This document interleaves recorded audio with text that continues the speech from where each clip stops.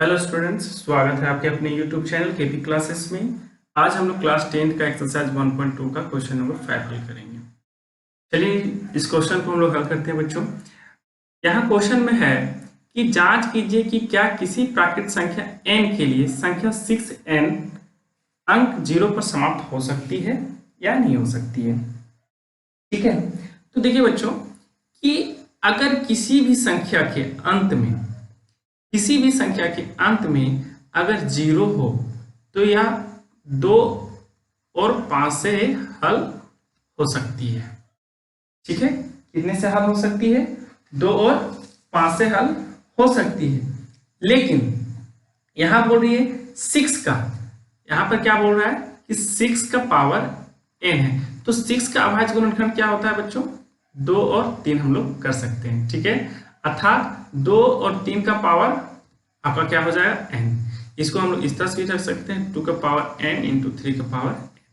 ठीक है, अर्थात हम कह सकते हैं कि किसी भी सिक्स का पावर एन प्राकृत संख्या का अभाज्य गुणनखंड दो और तीन ही होगा।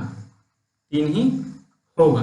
ठीक है, तीन ही होगा या पांच से विभाजित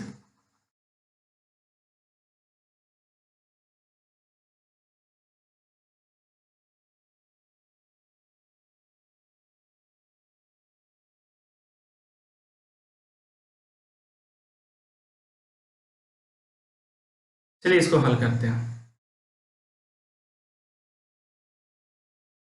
चलिए इसको हम लोग हल कर सकते हैं, बहुत आसान तरीका से हम लोग हल कर सकते हैं। मान लेते हैं कि अगर किसी भी प्राकृत संख्या किसी भी प्राकृतिक किसी भी प्राकृतिक संख्या है ना, किसी भी प्राकृतिक संख्या n के लिए, किसी भी प्राकृतिक संख्या n के लिए संख्या जिसका पावर n अंक जीरो पर समाप्त होती है। ठीक है, तो वह पांच से विभाजित होगी,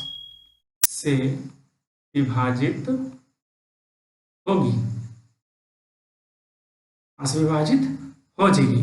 ठीक है, अर्थात अर्थात अर्थात सिक्स का पावर n के अभाज्य गुणनखंड है ना, संख्या संख्या पांच आनी चाहिए। ठीक है, इसका मतलब कि अगर हम किसी भी प्राकृतिक संख्या सिक्स का पावर n अंक पर अगर जीरो समाप्त होती है तो वो पांच से विभाजित होगी, लेकिन उसका अभाज्य गुणनखंड में पांच होनी चाहिए। तो क्या ये सही है? नहीं, यह संभव नहीं है, यह संभव नहीं है। क्योंकि क्योंकि सिक्स के पावर n का अभाज्य गुणनखंड टू इंटू थ्री होता है। कितना होता है? Two into three.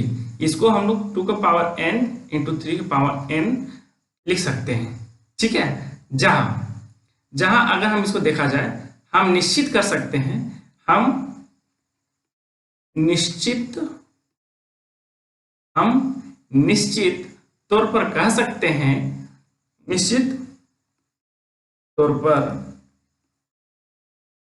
कह सकते हैं कि सिक्स का पावर n सिक्स का पावर n का अभाज्य गुणनखंड दो और तीन ही होगा। ठीक है, इसलिए इसलिए ऐसा कोई प्राकृत संख्या n नहीं है जिसके लिए संख्या 6n अंक 0 पर समाप्त